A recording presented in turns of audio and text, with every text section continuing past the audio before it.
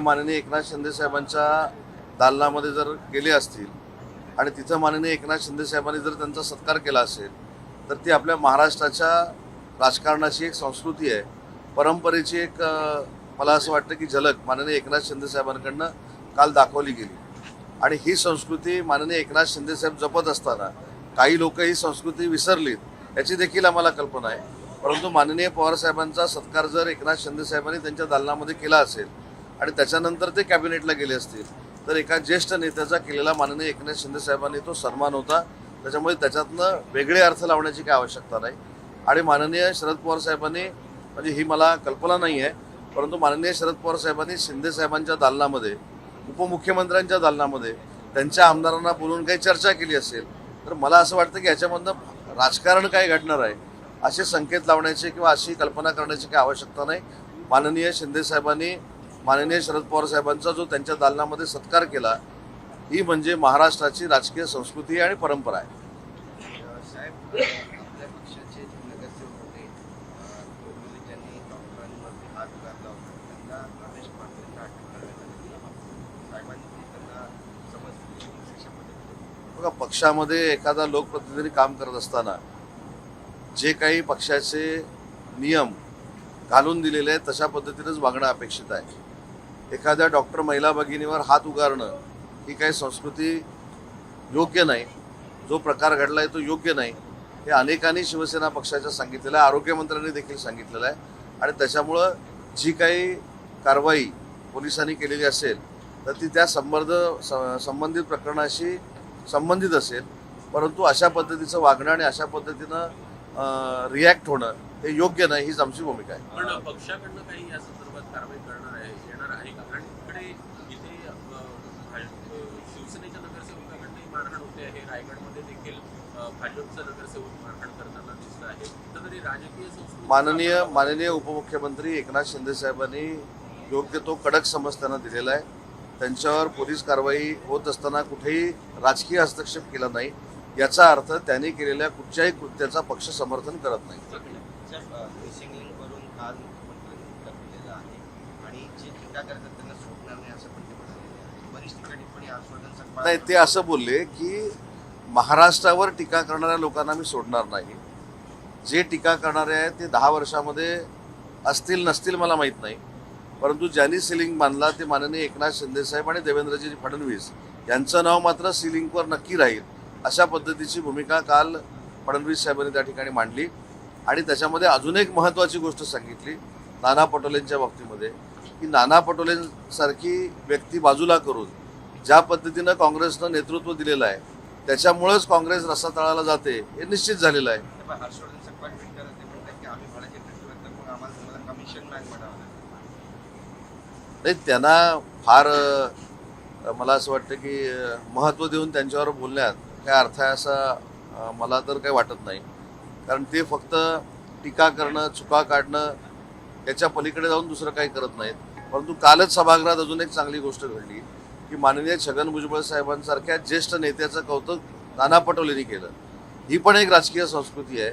आम्ही जरी वेगवेगळ्या पक्षामध्ये असलो तरी एखाद्या ज्येष्ठ नेत्याचा सन्मान करणं जसा शिंदे साहेबांनी केला त्याचीच पुनरावृत्ती नाना पटोलेंनी केली. त्यांनी सत्कार केला नाही परंतु शब्दानं सत्कार केला. त्याच्यामुळे ही महाराष्ट्राची संस्कृती आहे. उठसूट आपण टीका केल्यामुळं आपल्याला जे ब्रेकिंग मिळतंय, टीका केल्यामुळं कदाचित आपला TRP वाढतोय असं ज्यांना वाटतंय आणि जे पूर्वीच्या काही 9 वाजता पत्रकार परिषद घेतात त्यांच्या पावलावर पाऊल टाकून जर पुढे जात असतील तर त्यांना काही राजकीय यश मिळणार नाही आणि त्यांच्या पक्षाला देखील राजकीय यश मिळणार नाही. आप ही के पार्टी के रमेश मराठी हो गया? हाँ, रमेश मात्रे हैं, उनको अरेस्ट किया गया है. डॉक्टर अभी भी नाराज हैं, आज काली पट्टी बांधकर प्रोटेस्ट कर रहे हैं. जो हमारे नगरसेवक ने वहाँ किया है उसका समर्थन किसी भी शिवसेना के लोक प्रतिनिधि ने और हमारे नेता माननीय शिंदे साहब ने नहीं किया है. शिंदे साहब ने तो उनको कैसा पार्टी का रूल है ये फ़ोन करके बताया है, इसलिए किसी ने भी उनका समर्थन नहीं किया है. पुलिस जो कार्रवाई हुई है उसके अंदर भी पार्टी के किसी की लीडर का भी हस्तक्षेप नहीं है. उनके ऊपर अभी पुलिस कार्रवाई हो गई है. मुख्यमंत्री ने कहा मिसिंग लिंक को लेके मुझे बदनाम किया, मुझे बदनाम करे लेकिन महाराष्ट्र को बदनाम ना करें. और सोशल मीडिया पे मुख्यमंत्री को बदनाम किया जा रहा है, महाराष्ट्र को बदनाम किया जा रहा है, उसको कहा कि हम उन्हें छोड़ेंगे नहीं जो जिस तरह से काम कर रहे हैं। नहीं, वो बोल रहे हैं कि महाराष्ट्र को बदनाम करने वाले लोगों को मैं छोड़ूंगा नहीं। जो भाड़े के टट्टू लेके ये सब बदनामी कर रहे हैं उनको मैं छोड़ूंगा नहीं, ऐसे वो बोले। वो खुद को बदनाम करने वाले लोगों को छोड़ेंगे नहीं, ऐसा वो नहीं बोले। वो महाराष्ट्र को बदनाम करने वाले को हम छोड़ेंगे नहीं। और ये सही बात है, जिस राज्य में हम रहते हैं उसकी बदनामी करने वाले अगर पैदा होते हैं तो उनको छोड़ने का ही नहीं है।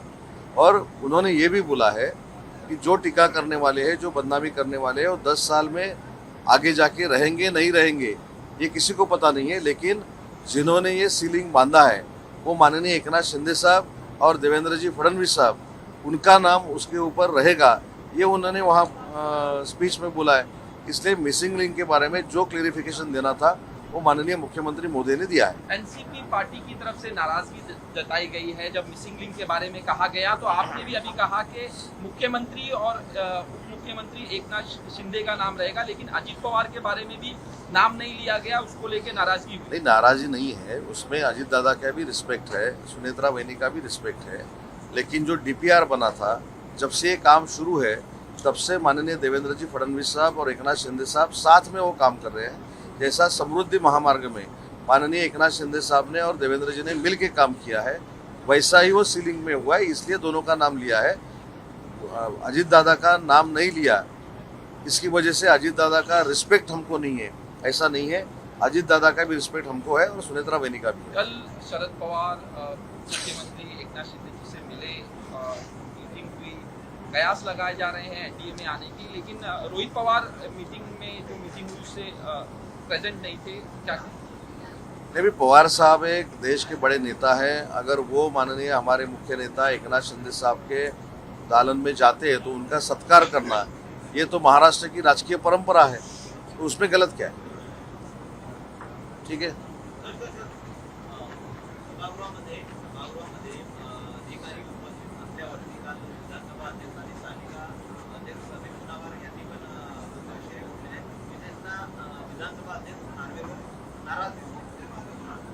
नाही, ह्याचा माझा अनुभव जर तुम्ही विचाराल तर मी 2013ला देखील राज्यमंत्री होतो आणि त्यावेळी अनेक असे दिग्गज जे IAS ऑफिसर होते ते देखील कार्यरत होते। त्याच्यामध्ये सीताराम कुंटे साहेब असतील, निवडणूक आयोगाचे प्रमुख झालेले सहारिया साहेब असतील, त्याच्यानंतर मनुकुमार श्रीवास्तव असतील, त्याच्यानंतर श्रीकांत सिंह असतील, असे ज्येष्ठ फार सिनियर लीडर, सिनियर आपले अधिकारी हे त्यावेळी देखील कार्यरत होते।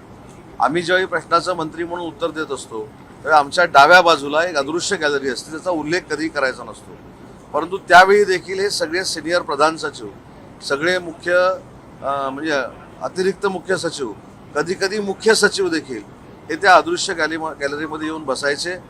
मंत्री महोदय ज्यावेळी उत्तर द्यायचे त्यावेळी त्यांना ते ब्रीफिंग करायचे। पण आता ती प्रथा परंपरा का थांबली मला देखील माहीत नाही। मी त्याच्यावर जर अजून काय बोललो तर मी कुणावर तरी टीका करतो अशातला भाग होईल। परंतु नार्वेकर साहेबांनी काल ही जर वस्तुस्थिती सांगितली असेल तर त्याच्या पार्श्वभूमीचा मी साक्षीदार आहे। 2013ला मी ज्यावेळी राज्यमंत्री होतो आणि अनेक खात्यांचा मंत्री होतो त्यावेळी आमचे सगळे प्रधान सचिव, अतिरिक्त मुख्य सचिव हे त्या अदृश्य गॅलरीमध्ये बसलेले मी बघितलेले आहेत। त्याच्यामुळं मला असं वाटतं की ही एक परंपरा आहे आणि ती जर टिकली तर अजून प्रशासन आणि शासन याच्यातला जो संबंध आहे तो आहे त्याच्यापेक्षा मजबूत होईल।